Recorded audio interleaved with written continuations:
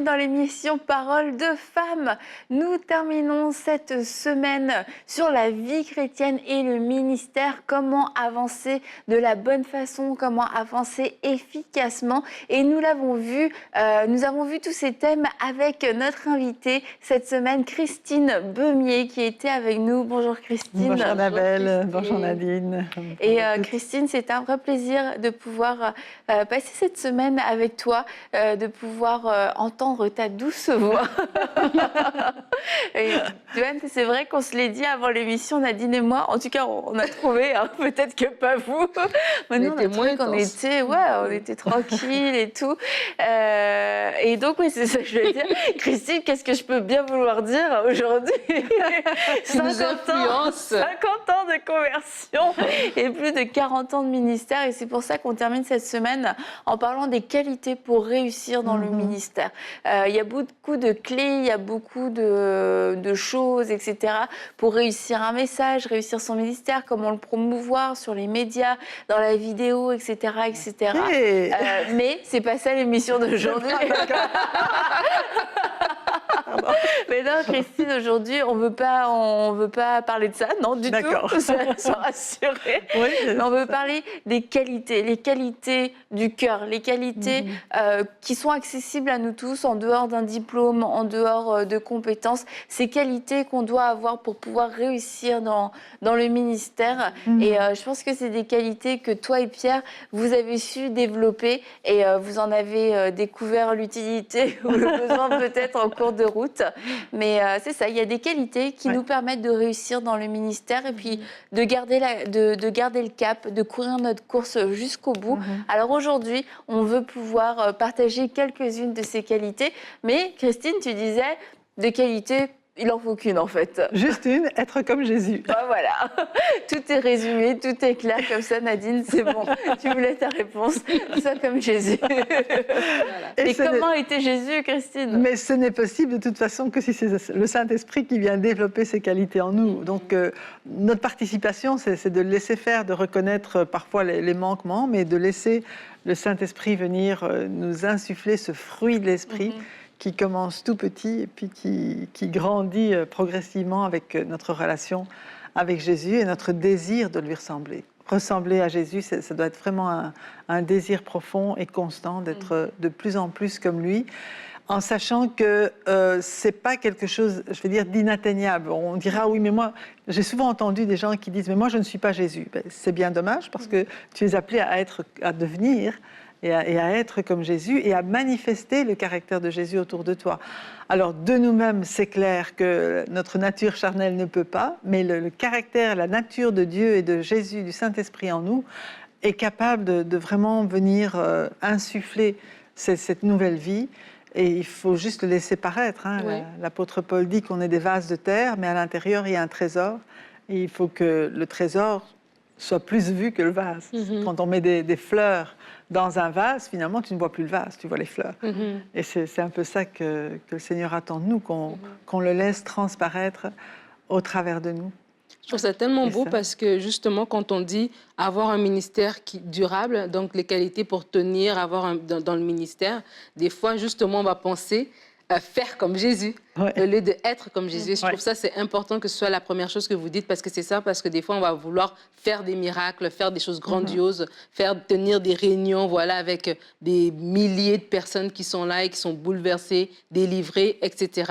Et c'est bien, on fera ces choses-là, mais d'abord d'être. Et je crois que ça, à ce moment-là, ça va nous demander de nous asseoir et peut-être que on veut se lancer tout de suite, mais il y a encore des choses à travailler. Oui, il y a des choses qui vont se travailler au fur et à mesure, mais il y a quand même un départ, une espèce de kit de départ qu'on doit avoir, en fait, lorsqu'on veut commencer dans le ministère. Et c'est important déjà commencer à dire, Seigneur, que ton cœur, vraiment, donne-moi ton cœur. Et des fois, dans des petites choses, donne-moi l'humilité. Donne-moi la constance. Donne-moi cette vie de prière. Hein. Une des choses qui caractérisait le Seigneur Jésus dans son ministère sur terre, c'est le temps qu'il prenait dans la prière, cette communion qu'il avait avec Dieu. C'est vrai. C'est vrai, ça c'est très important. L'humilité, la douceur, l'amour de Jésus, c'est seulement son amour qui peut venir à travers nous aussi. Donc, je veux dire, la première qualité, c'est de l'aimer lui, d'aimer Dieu, d'aimer Jésus. Et puis quelqu'un disait, ah oui, tu aimes Jésus, la tête ou le corps? Et le fait de pouvoir aimer Jésus, la tête, eh bien, il nous communique son amour pour le corps et pour ceux qui déjà lui appartiennent et pour ceux qui ne lui appartiennent peut-être pas encore, mais qui l'a racheté quand même et qui vont lui appartenir. Donc, ce qu'il faut, c'est aller chercher auprès de lui sa motivation quelque part. Comme nous, voir notre motivation. Pourquoi est-ce qu'on veut avoir le ministère? Est-ce que c'est pour avoir du succès ou bien est-ce que c'est vraiment pour marcher sur les pas de Jésus, pour être ce qu'il veut que nous soyons? Et c'est vrai. Du coup, on ne le dira jamais assez que l'amour, c'est la base, l'amour pour Dieu et l'amour pour les gens. Ça peut sembler un peu répétitif et un peu bateau, mais ça va nous éviter de dévier et puis d'oublier que le ministère, c'est pas un travail en fait, c'est pas une performance, c'est qu'à la fois on est fatigué, on en a marre du ministère, on en a marre de servir, mais quand on se rappelle, mais je le fais parce que j'aime Dieu et j'aime les gens, je suis là pour servir Dieu et servir les gens, ça va nous ramener dans notre perspective originale quand on a accepté l'appel et quand on a décidé d'entrer dans le ministère. Et du coup, ça va nous garder cet amour pour Dieu, cet amour pour les gens. Et on l'a vu hier, l'amour, c'est comme le feu, ça se nourrit, ça s'entretient. Et il faut vraiment le nourrir et être intentionnel. Et quand on n'a pas cette relation d'amour avec Dieu, qu'on a juste une relation de ministère, c'est sûr qu'on peut vite devenir sec ou très professionnel. Et puis... Mais l'amour, c'est ce qui va faire toute la différence. Est-ce que tu voulais ajouter autre chose sur l'amour? Je veux dire que dans le mot amour, il y a quand même le mot sacrifice, quelque part. L'amour, c'est pas aimer l'autre pour ce qu'il me rapporte. C'est vraiment se donner, c'est s'oublier soi-même pour que l'autre puisse grandir, puisse être béni. C'est rechercher le bien de l'autre, même au prix de mon propre confort, au prix de la fatigue ou des choses comme ça. Donc c'est vraiment regarder les intérêts des autres. Et ça, c'est important aussi, en sachant que c'est le Seigneur qui nous renouvelle dans cet amour. Parfois, si c'était notre amour, on devient sec. Mais il y a une source à l'amour. Dieu est amour et on peut venir à la source tout le temps pour être renouvelé. Oui, c'est sûr. Notre amour est limité, on est d'accord. Ouais, exactement, on est tout à fait d'accord. Connecté à la source. Humainement, on n'est pas surhumain. Une autre des qualités, ça va être, tu en as parlé Nadine, ça va être l'humilité. Ça, l'humilité, c'est clair qu'on ne peut pas y échapper. Amour, ça allait, c'est bon. Humilité, ça, c'est clair et net. Et l'humilité prend 3 formes, en fait. La première, c'est d'abord l'humilité vis-à-vis de Dieu. Reconnaître que sans lui, nous ne pouvons rien faire, que Jésus a tout accompli et que nous dépendons de lui et pas de nous-mêmes. On ne peut pas venir avec Dieu, devant Dieu avec nos mérites, mais seulement avec les mérites de Jésus. Donc reconnaître ce qu'il a fait pour nous et croire qu'il nous revêt aussi de tout ce dont nous avons besoin pour accomplir ce à quoi il nous appelle. Donc tout vient de lui. Qu'as-tu que tu n'aies reçu? Tout vient de lui. Je n'ai pas à me vanter de quoi que ce soit. Tout est de lui. Donc ça, c'est vis-à-vis de Dieu. Maintenant, vis-à-vis des chrétiens, d'autres chrétiens, des frères et sœurs, c'est pareil. La Bible nous dit de regarder les autres comme étant supérieurs à nous-mêmes et de reconnaître dans chacun les dons que Dieu a faits. Savoir qu'on est différents. Alors, chacun a des capacités que moi, je n'ai pas. Il peut faire des choses que je ne peux pas faire. Et de la même manière, ce que Dieu m'a donné de faire, c'est pour mettre au service des autres aussi. Mais là aussi, c'est le Saint-Esprit qui donne, que ce soit les dons spirituels, que ce soit les dons naturels, que ce soit les capacités, soit on est avec ou on les développe, mais c'est chacun qui est là et qui apporte sa part, et chacun est important. Dans le corps, il y a tout ce passage sur le corps, sur les différents membres, sur les différentes fonctions des uns et des autres. Tout le monde est important, je veux dire, au même niveau. Et puis, il y a aussi l'humilité vis-à-vis des personnes qui ne connaissent pas encore le Seigneur. Où parfois, on entend dire comme si on était supérieur. Et je crois que Dieu ne veut absolument pas qu'on se croie supérieur, même à ceux qui ne le connaissent pas encore. Parce qu'on était comme eux, en fait. Nous étions tous rebelles, nous étions tous des enfants de colère, nous étions tous au même niveau. Et Dieu nous a sortis du péché, il nous a sortis de la boue, il nous a amenés dans son royaume. Et c'est ce qu'il veut faire avec chaque personne autour de nous. Donc l'importance d'avoir du respect pour ceux qui nous entourent et pas de jugement. Si Dieu avait été comme ça avec nous, où est-ce qu'on serait? Donc de nouveau, revêtir le caractère d'humilité de Christ, qui s'oubliait lui-même, qui ne cherchait pas à se vanter, à se mettre au-dessus, mais qui se mettait vraiment au service pour élever les autres. Et c'est pour ça que c'est important de rester justement dans la communion avec Dieu, parce qu'on parle de réussir son ministère. Et justement, cette humilité, on peut des fois la perdre, on peut l'avoir au début, mais parce qu'on grandit, parce que voilà, les responsabilités deviennent plus grandes, parce qu'on voit des choses aussi au travers. Nous, on a parlé cette semaine de comment on peut aider efficacement les autres. Et si tu as aidé plein de gens et les gens, ils reviennent vers toi, ils sont reconnaissants, gloire à Dieu. Mais si tu n'as pas travaillé dans ton cœur, tu peux vite voler la gloire du Seigneur en pensant que c'est toi qui fais que la réunion, elle décolle ou elle décolle pas. C'est toi qui fais que les gens changent ou ne changent pas. Et ça, c'est vraiment important. Des fois, tu vois, l'humilité, on peut tromper les gens en montrant comme si on était humble alors qu'on ne l'est pas. C'est vraiment nous-mêmes, devant la parole, que le Seigneur nous confronte pour savoir est-ce que tu es humble à ce niveau. Et vous parliez de l'humilité en face des non-croyants. Ça, c'est tellement important. Des fois, on a vraiment, tu vas voir des personnes qui, parce que tu annonces l'évangile, il y a vraiment un langage dur. Oui, on peut parler de la vérité, on a dit hier de la vérité. Oui, il y a une condamnation si on ne se répand pas.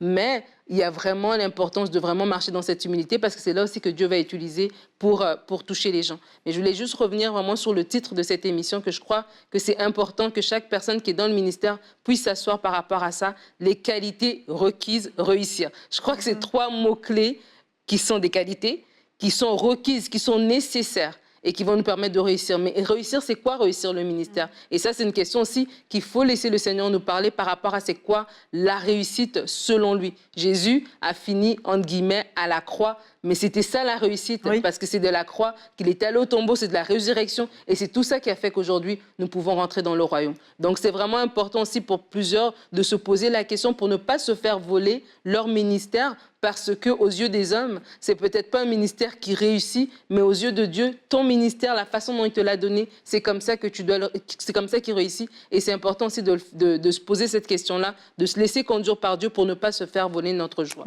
de servir. Oui, tout à fait. Donc le succès n'est pas ce qu'on voit, mais c'est simplement d'obéir à Dieu et d'être là où il nous veut pour accomplir l'œuvre qu'il a préparée pour nous. Et ça peut être quelque chose de très simple ou de non vu, vraiment pas spectaculaire du tout, mais c'est là que Dieu nous place. Quelqu'un qui, par exemple, a un ministère d'intercession qui est caché, mais c'est vraiment super important. S'il n'y avait pas ces personnes-là qui intercèdent dans le secret, il n'y aurait rien qui se passerait dans le visible. Donc je crois que c'est important aussi de ne pas regarder avec des yeux naturels, mais de voir que chacun est là où Dieu l'a placé, et que la récompense, elle est partagée, je veux dire, par tous. Parce que, Et ça demande de l'humilité aussi, dans ce cas-là, de réussir juste aux yeux de Dieu et pas aux yeux des hommes. Exactement. Et cette humilité-là, pourquoi elle est vraiment nécessaire pour réussir et se maintenir dans le ministère? C'est parce qu'on va constamment rechercher l'approbation de Dieu et pas l'approbation des hommes. Et c'est de pouvoir paraître devant le monde entier et d'être le plus faible, d'être celui qui n'a pas réussi. Franchement, ça demande beaucoup d'humilité parce que on peut... Bon, il y en a apparemment, non, c'est une évidence, mais... Pour certaines personnes, c'est moins une évidence, mais c'est pas facile quand le monde entier ne t'acclame, non seulement ne t'acclame pas, mais en plus est opposé ou te juge à des avis. Franchement, je pense qu'il y a personne qui, au fond, aime ça. C'est plus facile quand les gens sont avec toi.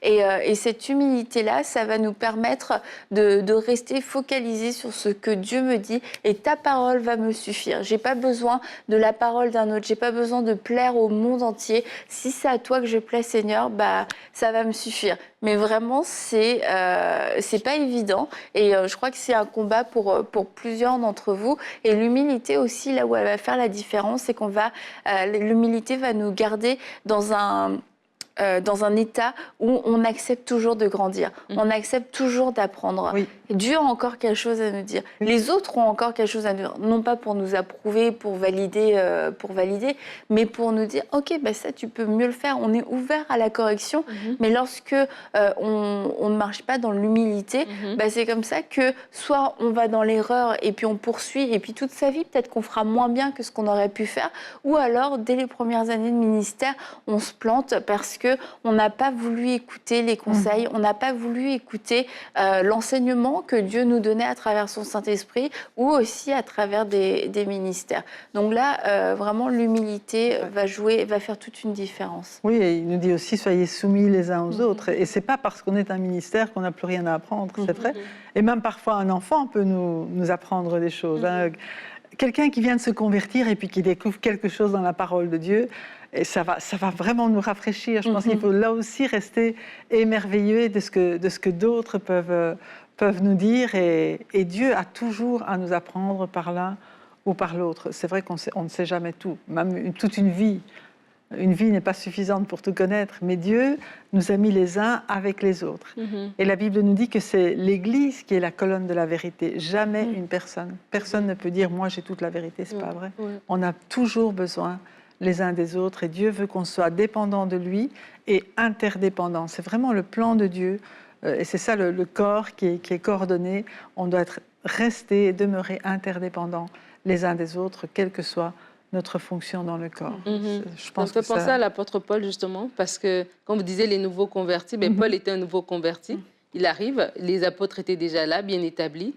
Et voilà, et Paul va marcher quand même dans l'honneur. La première chose qu'il va faire, il va aller les voir. Oui. Et je pense aussi que justement, dans le ministère, vous parlez par rapport au corps de Christ, mais même par rapport pour réussir son ministère, cette importance aussi d'avoir de l'honneur envers les autres ministères. Il ne faut pas penser, on n'est pas en compétition. Non, absolument. On est le même corps. Et moi, j'ai peut-être ma spécialité, je ne sais pas, moi, ma révélation, c'est de prêcher sur la guérison. Mais une autre personne qui, elle, prêche sur la parole, sur la constance, elle n'est pas moindre. Non. Et parce que moi, je vois des choses spectaculaires et elle prêche plus sur le long terme. Elle n'est pas moindre, elle n'a pas une moindre révélation. Et quand on marche même dans l'honneur les uns envers les autres, non seulement on est plus solide face aux attaques de l'ennemi, mais on a aussi un bon témoignage envers les personnes aussi qui viennent à l'Église et qui voient comment les ministères se soutiennent ou s'honorent ou en tout cas se respectent. Et ça fait vraiment une différence dans le monde spirituel, mais aussi dans le naturel pour les gens qui nous regardent. Et on a connu des réunions justement où plusieurs ministères, donc mon mari est allé, puis il y avait d'autres ministères avec lui, et puis qui faisaient la réunion conjointement. Et chacun apportait quelque chose suivant ce que le Seigneur donnait. Donc, ce n'était pas quelque chose de programmé où un tel dirait « moi, je vais apporter tel message, moi, un autre ». C'est vraiment le Saint-Esprit qui inspirait tantôt l'un, tantôt l'autre.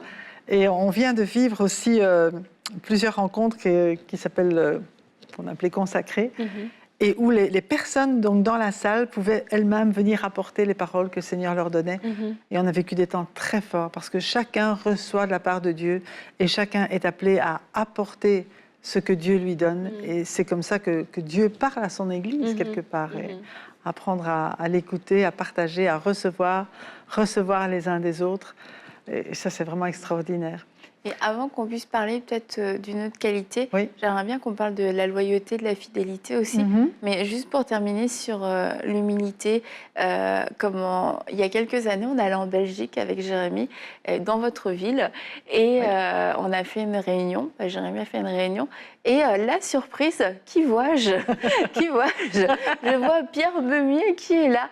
Et tu te dis, le monsieur, il a plus de 40 ans de ministère, il a autre chose à faire que de venir nous écouter. Mais il est venu parce que il a voulu nous honorer par sa présence. Et moi, ça m'a vraiment inspirée, ça m'a touchée. Je me suis dit, c'était un dimanche après-midi. Je me suis dit, tu vois, lui, il a fait sa réunion le matin, il a tous ses programmes. Et le dimanche après-midi, il est encore là pour venir. Et alors que, je veux dire, on s'y attendait pas, on n'a rien demandé. Mais lui non plus, il n'était pas obligé de le faire. Et ça, je trouve que c'est une belle marque d'humilité et d'honneur. C'est que, en tout cas, moi, ça m'avait beaucoup touchée. Quand je l'ai vu, je m'attendais tellement pas à le voir. Tu regardes. Pierre, est-ce vraiment toi, Pierre? Mais j'ai trouvé ça très beau et du coup, je voulais le partager. Donc c'est ça, je voulais parler de la loyauté, de la fidélité. Et, je pense que c'est similaire, mais c'est pas identique. Et la loyauté, c'est vraiment une qualité aussi qui vient du cœur. C'est une qualité du cœur. Est-ce qu'on est loyal? Loyal, on va dire. Ou est-ce qu'on est opportuniste? Et aujourd'hui, je dis aujourd'hui parce que j'ai l'impression qu'aujourd'hui, c'est d'autant plus facile d'être opportuniste. On recrute. Avant, c'était beaucoup le milieu américain qui recrutait.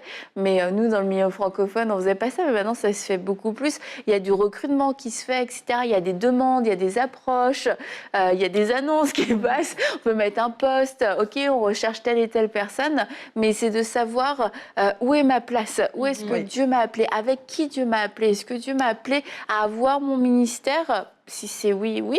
Mais si Dieu m'a appelé à servir dans un ministère, est-ce que je vais saisir les opportunités qui s'offrent à moi? Parce que moi, j'ai trop envie d'être un leader de louange. Et dans mon église, on ne reconnaît pas mon don de leader de louange. Et je pense que la loyauté, c'est vraiment une qualité qui va peut-être aller en diminuant. Et c'est bon de rappeler que c'est bon d'être loyal. Oui. Donc la loyauté, c'est essentiellement respecter un engagement. J'ai pris un engagement vis-à-vis de l'église locale, j'ai pris un engagement, je vais respecter mon engagement. Et comme tu dis, c'est vrai qu'il y a du recrutement, il y a des ministères qui sont, entre guillemets, sans scrupules, enfin c'est ce que je trouve, moi, qui viennent recruter sans passer, je vais dire, sans s'occuper si le pasteur serait d'accord ou pas. Parce que le recrutement en soi, c'est pas une mauvaise chose, mais c'est la manière de recruter qui a fait un peu sauvage. C'est ça, tout à fait. Un petit peu comme on voit avec l'apôtre Paul, Barnabas, il est allé chercher Saul, parce qu'il y avait un besoin dans une église, mais il n'est pas passé au-dessus des autorités. Il a dit voilà. Et quand on peut envoyer des personnes de l'église dans un autre ministère pour aider, ça c'est formidable. Mais quand la personne s'en va sans rien dire, ou bien c'est triste un peu. Ça fait des blessures un peu des deux côtés. Le résultat entre guillemets est le même, quoique la façon de faire est très différente. Donc je pense que c'est important, oui, d'être trouvé loyal. D'être trouvé une personne de confiance en qui on peut se fier. Tu as dit que tu serais là, tu as dit que tu vas continuer, tu vas le faire. Et s'il y a une opportunité qui vraiment est de Dieu, je crois que Dieu est capable de faire en sorte que tout le monde soit conscient que c'est vraiment le Seigneur qui déplace telle personne à un autre endroit et que c'est son plan et que c'est vraiment pour le bien de tous. Mais oui, respecter les engagements, c'est très important.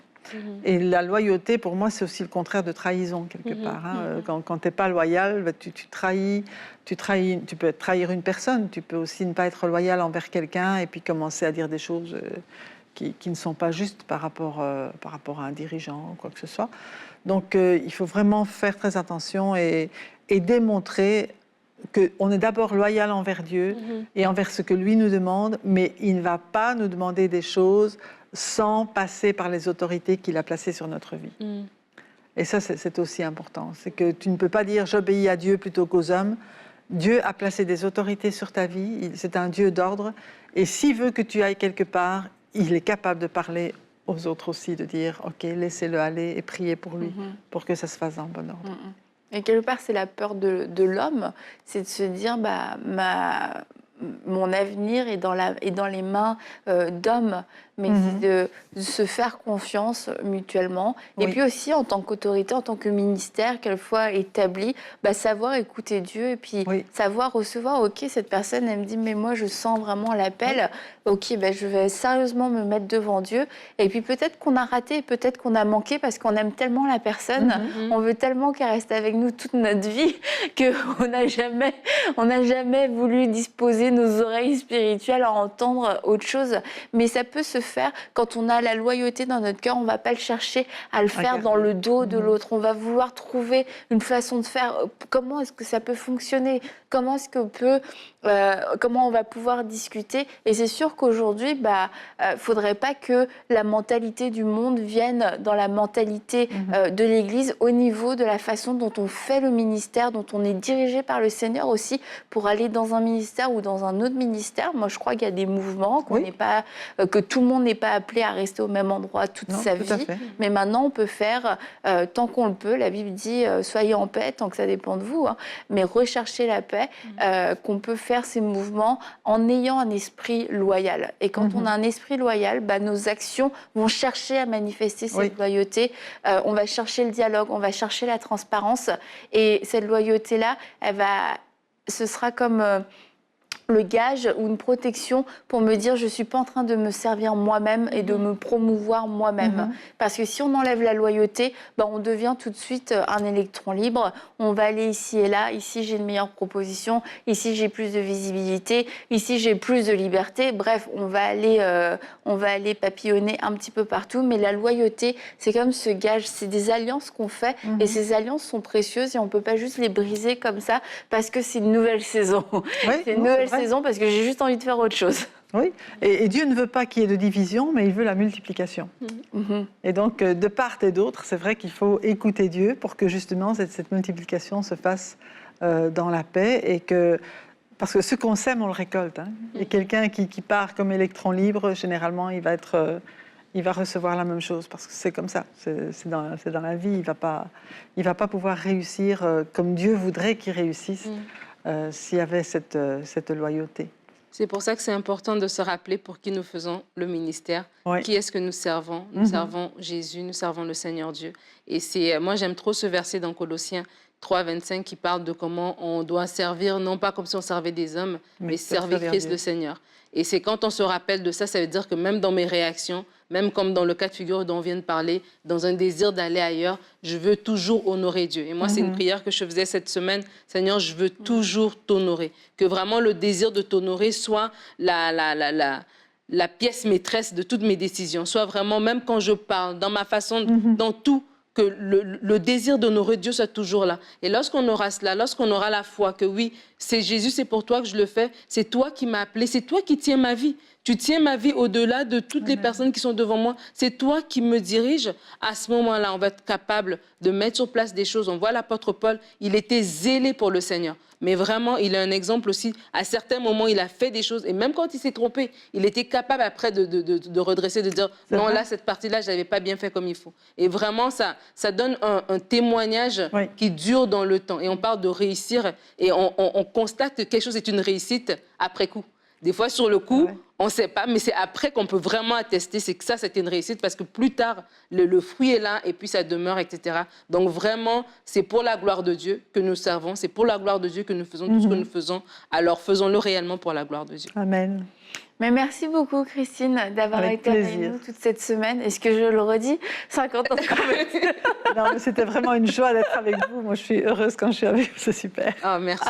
Merci, vraiment, Christine. Vraiment. Et merci pour tout ce que tu as pu déverser à travers les émissions. Et notre prière, c'est que vous ayez pu entendre, saisir ce qu'il y avait pour vous et que ça ait pu vous encourager, qu'il y ait eu des paroles qui puissent être des rafraîchissements, qui puissent être aussi des rappels, des rappels pour votre vie, des choses à mettre en place, particulièrement si vous débutez dans le ministère, pour pouvoir garder le cap, courir votre course jusqu'au bout, qu'on puisse se dire dans 20 ans, dans 30 ans, il court encore sa course jusqu'au bout. Et c'est merveilleux, c'est formidable de voir des ministères comme le vôtre, à toi Christine et à Pierre, qui continuent de courir la course, de gagner des âmes, de prêcher la bonne nouvelle, de voir des guérisons, de garder ce feu et cette fraîcheur de le servir. Merci beaucoup pour le modèle que vous êtes. Merci à vous et merci Seigneur parce que tout vient de lui.